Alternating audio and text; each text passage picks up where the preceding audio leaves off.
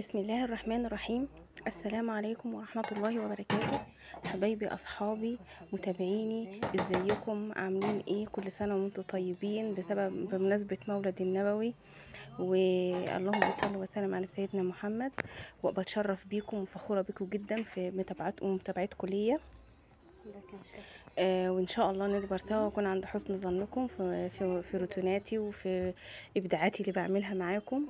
وتعالوا يلا النهارده نشوف هنعمل ايه غدا وهنعمل ايه الروتين النهارده. دلوقتي انا بعمل معاكم، علقت على فرخه، حطيت ميه تغلي على النار وسقطت فيها الفرخه وبرجولها بكله، يعني كده ما شاء الله. هم عندنا ناس بتحب الرجول يعني، او للقطط، عندنا قطتين كده لازم ياكلوا رجول الفراخ. تمام كده، بسم الله ما شاء الله. حطيت الفرخه تغلي، وبحط بقى مكونات طبعا الشوربه انت عارفينها، عاملاها معاكم قبل كده، الورق اللورا وحبهان وفلفل اسود ورشه جنزبيل بسيطه، رشه جوز الطيب، زعتر، اللهم صل على النبي عليه الصلاه والسلام، اللهم ذكرني ما نسيت. واسيبها تغلى على النار، بهد عليها بقى عشان تاخد وتدي بشكل ودي مع بعضها في الميه، وتعمل شوربه، وتعمل لي شوربه جميله. وحطيت ليمونه اهيت، ليمونه ناشفه طبعا. بقول لكم اللي ما يعرفش قناتي لغايه دلوقتي، انا بعمل يوميات هبه. نعمل الغدا سوا، بنعمل روتين المطبخ بتاعنا مع بعضنا، غدا اولادنا، غدا على غدا اسرتنا. المهم بنعمل ايه؟ بدردش معاكم، وبحب يعني بحب ان انا ادردش، دخلتكم في حياتي بناء على ان انا حابه ان انا اتكلم، وحابه يبقى لي عيله كبيره، وحابه يبقى لي، انا بحب اصلا اللمه وبحب الناس الكتيره بصراحه، بحب الناس الطيبين طبعا. وصلوا وسلم معايا على سيدنا محمد. ودلوقتي حطينا الفرخه تستوي مع بعضها كده، تدي مع نفسها. تعالوا نشوف هنعمل غدا ايه. دلوقتي مقشره بطاطس ومخرطاها مكعبات كده، بوريها لكم اهي. سمكها سميكه برضك، مش مكعبات رفيعه، لا كبيره تخينه تقيله حلوه.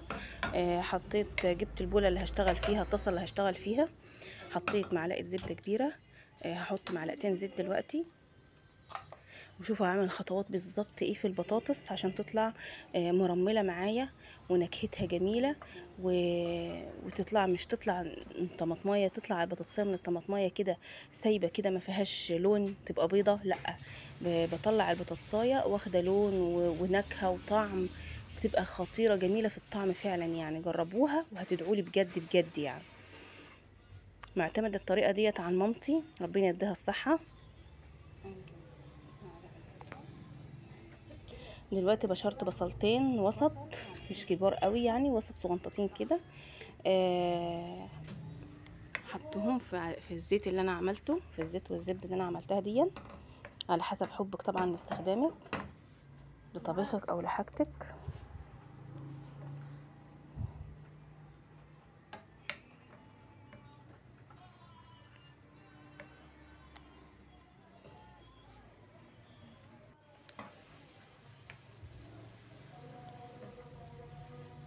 هنزل بالبطاطس دلوقتي.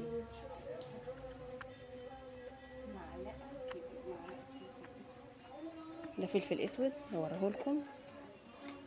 طبعا البطاطس، طبيخ البطاطس بيحب ايه؟ الفلفل الاسود. البصل اللي انا عملته ده مخرطه فيه قرن شطه احمر، وقرن شطه صغير كده اخضر. ما تخافوش، مش هتبقى حراقه قوي يعني ولا حاجه. شوف انا نزلت بالبطاطس المكعبات اللي انا عاملاها ازاي في قلب البصله اللي انا بشوحها. البصله ده خدت لون ولا اتشوحت، يا دوب شميت ريحتها مع الفلفل الاسود اللي انا حطيته دلوقتي، يا دوب شميت ريحه البصله، رحت نازله بالبطاطس اللي انا هعمل، بكميه البطاطس اللي انا هعملها. بسم الله الرحمن الرحيم. بسم الله. نزلت دلوقتي بالبطاطس اهي، اقلب اقلب فيها بقى مع نفسها كده. بقول لكم اللي ما اشتركش في قناتي ينزل يعمل لي سبسكرايب ويعمل لي اشتراك ويفعل الجرس ويتك على الكل عشان يوصل له كل جديد، فضلا وليس امرا. انا بتشرف بيكم وبتنور بيكم في قناتي، وبحبكم جدا جدا، متابعيني اللي دايما رافعيني في السماء، ويا رب يا رب ديمكم نعمه في حياتي. واقول لكم اعملوا لي لايك كمان. اللايك بالله عليك، اللايك مش هيعمل لك اي تكلفه، ولا هيخلص لك باقه، ولا هيعمل لك اي حاجه. اللايك ده عشان يرفع الفيديو بس، مش اكتر، ولا هيعمل لك اي عقده في اي حاجه. دي معلقه توم هنزل بيها على البطاطس. وتقولي لي كبيره يا هبه، اقول لك لا ما هيش كبيره. هتقولي ما حطيتش معاها قرن فلفل اخضر ليه؟ هقول لك ما انا حاطاه قبل كده في البصله مع قرن فلفل مع قرن شطه احمر. ودلوقتي تاني نقلب لغايه ما نحس كده ان البصلايه اتحمرت في قلب يا رب البطاطسايه اتحمرت كده في قلب البصلايه. لما تحس انها خدت لون كده وبعدين دلوقتي هننزل هحط ملح. طبعا نعمل ملحنا بقى، نظبط ملحنا فيها كده. غطاها، لقيت الغطا صغير عليها بتاع غطا الرز ده.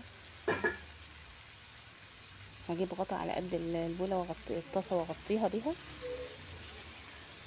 شايفين هي محتاجه تقليب كل شويه كده، بس مش على طول ايدك فيها، لا، عشان ما تسرق البصله، ما يسرقش عليها ميه. لا، انت دلوقتي النار على فكره وسط، ما هياش واطيه ولا عاليه، النار بتاعتها وسط كده دلوقتي.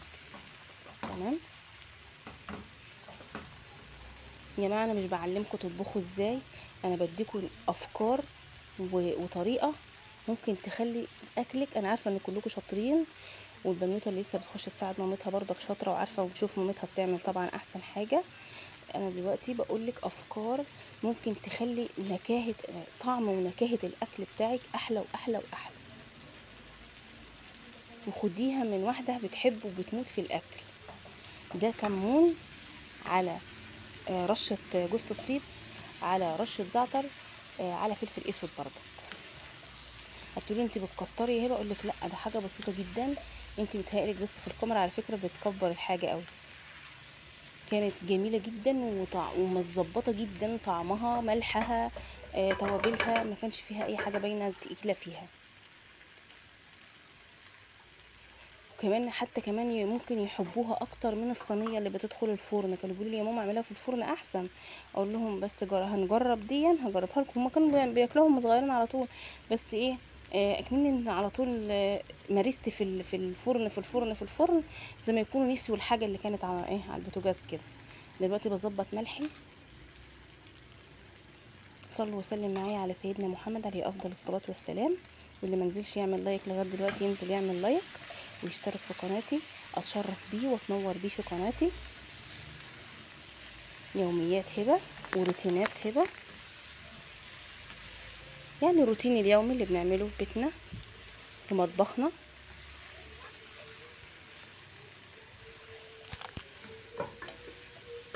هنتنينا نقلب فيها كده، نقلب بس مش على طول ايديكي فيها تقليب طول ما انتي واقفه، لا، انا بسيبها واروح اعمل حاجه كمان. يعني انا سبتها، رحت غسلت الرز، جبت الحله اللي هعمل فيها الرز، حطيت سمنتي وحطيت زيتي اللي انا هحمر فيه شويه الشعريه. جبت كيس الشعريه، يعني مش على طول ايدي بتقلب في البطاطس نفسها، بغطيها شويه، بعدين ارجع تاني اكشفها، الاقي احس ان فيها ايه، ان هي نشفت شويه، اقلبها تاني. لان انت كل ما تغطيها كل ما البصله بتسرد ايه، ميه في البطاطسه، بتساعد على تطيبها شويه بشويه. والبطاطس هتبقى ايه، عامله زي الموميا كده، مش مهروسه، لا، طبعا مش هتبقى مهروسه، هي هتبقى ايه، طريه وجميله كده. هنزل بالشعريه. هنا جبنا حله حطينا فيها سمنه على زيت، هنحمر فيها شويه شعريه. حبيت ان انا اكتر الشعريه علشان كميه الرز برضك كتيره، تبقى متساويه مع بعضيها. ساعات كده الواحد بيحب ان هو يعمل شعريه ياكلها كده من غير رز خالص.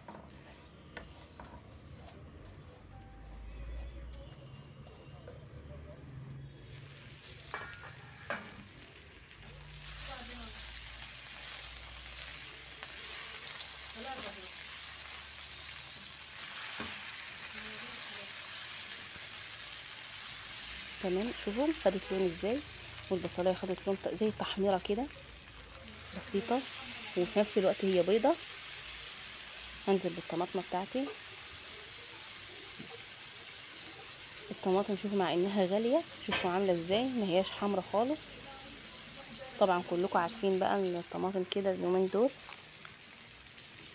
انا ما حطيتش صلصه لان ما كانش عندي صلصه، كنت حطيت معلقه صلصه عليه. واستكلفت برضك ان انا اطلعه من الفريزر، كنت جايه من الشغل بقى ومستعجله وعايزه اعمل اكل سريع سريع، والاكله ديت ما خدتش تلت ساعه في ايدي على فكره يعني الشطوره ايديها في المطبخ، هتعمل عين هنا على عين هنا، تولع ده وتولع ده وتعمل كده، تشعل البوتاجاز هنا وتشعل البوتاجاز هنا، وتبقى مسيطره في مطبخها كده. وتغسل في مواعي في حوضها مواعي، لو كان في طبق كده ولا كده تغسله. وايدي برضك في الشعريه هي بقلبها، ما سيبهاش واروح برضك اعمل اي حاجه، لان الشعريه ما بتستحملش. يعني دوب حطيت الطماطم، وكنت برضك ايد هنا وايد هنا، ايد شغاله كده وايد شغاله كده، بس الكاميرا مش جايبه يعني كله، عشان مش عندي الكاميرا كشف المطبخ كله، انا كشف الحله اللي بظبط على الحله اللي انا هصورها لكم، علشان ابين بالظبط تفاصيل الطبخه اللي انا بعملها.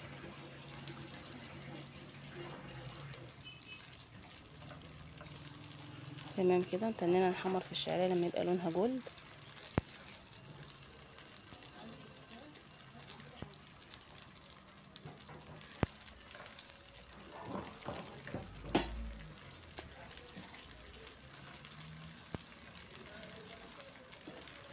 صلوا وسلم معايا على سيدنا محمد حبيبنا سيدنا الخلق اجمعين، عليه افضل الصلاه والسلام.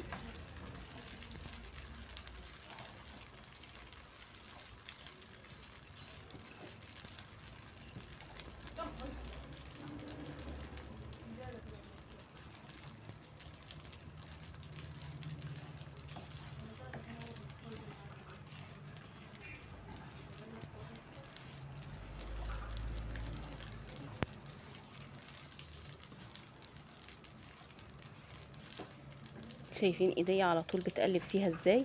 مش هقولك لا زي البطاطس، لا دي مش زي البطاطس، دي ايديكي لازم تتنك شغاله فيها عشان ما تتشعوطش، لو سبتيها ورحت شمال ولا يمين هتتشعوط منك وتتحرق وتبقى حته يمه ويمه. فايديكي دايما شغاله في الحاجات اللي هي البسيطه اللي زي دي، زي شعريه، زي لسان عصفور.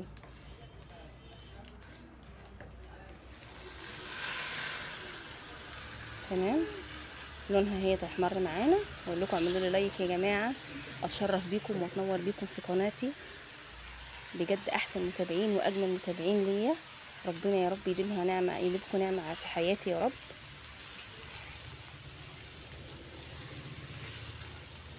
شايفين الرز هيبقى شكله جميل روعه،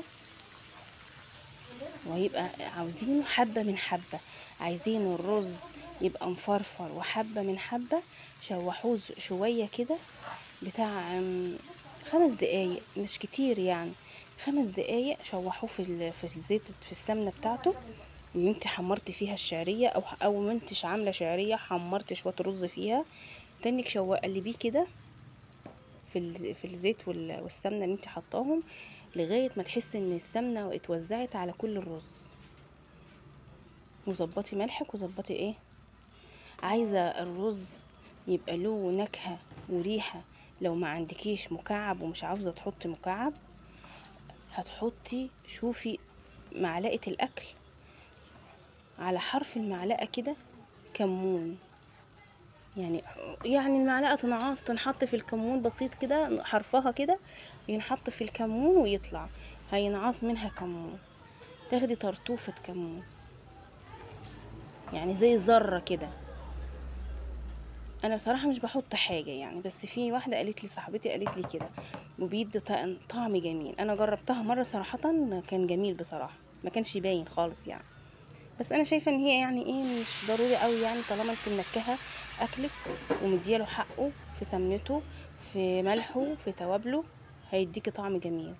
حطينا دلوقتي الميه، على فكره الميه مش سخنه ولا حاجه، الميه جايباها من الحنفيه من الفلتر عادي. وعندي طبعا شوربه كتير، رحت حاطه بردك جزء من الشوربه، مغرفتين كده، مش حاطه كتير برضو. وانا مش بحط يعني اكتر الاوقات مش بحط مكعب في شوربتي بصراحه،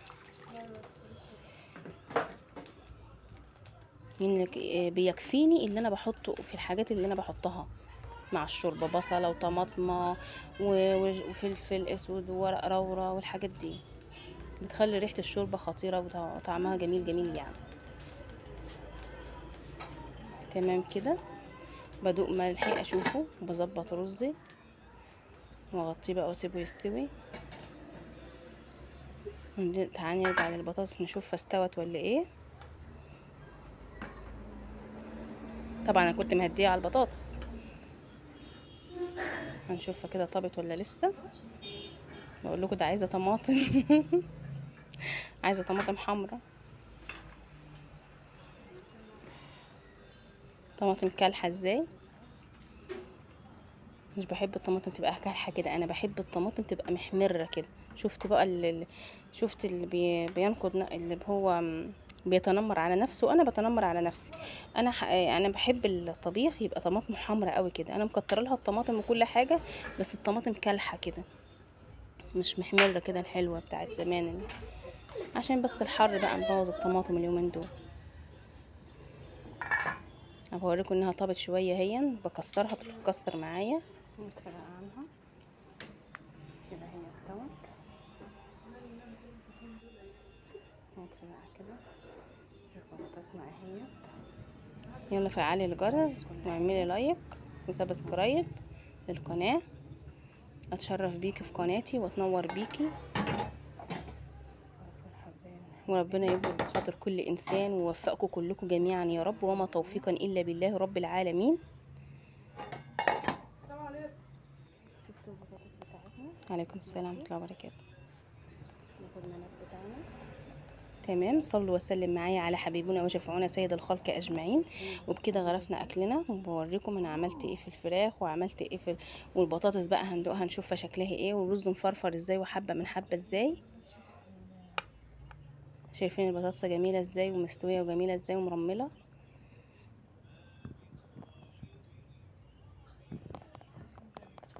شايفين الرز حبايه من حبايه ازاي، فرفر ازاي، بس سخنه مولعه لسه.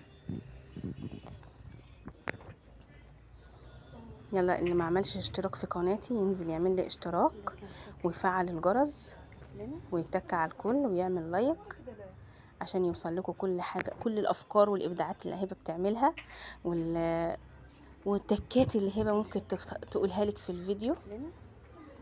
المكرونه دي كانت قديمه بايته عندي، سخنتها بردك للي حبيبها. شايفين لونها كان جميل ازاي. دي اللي انا كنت عاملاها في فيديو قبل كده معاكم، بس ما كنتش غرفت منها للاكل.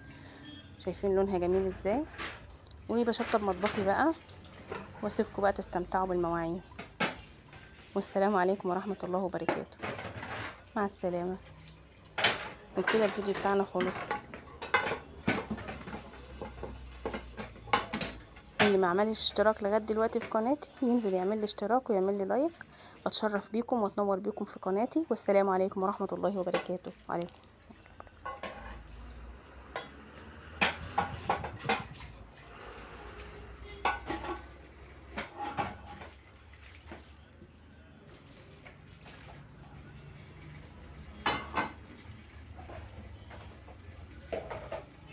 باي، مع السلامه.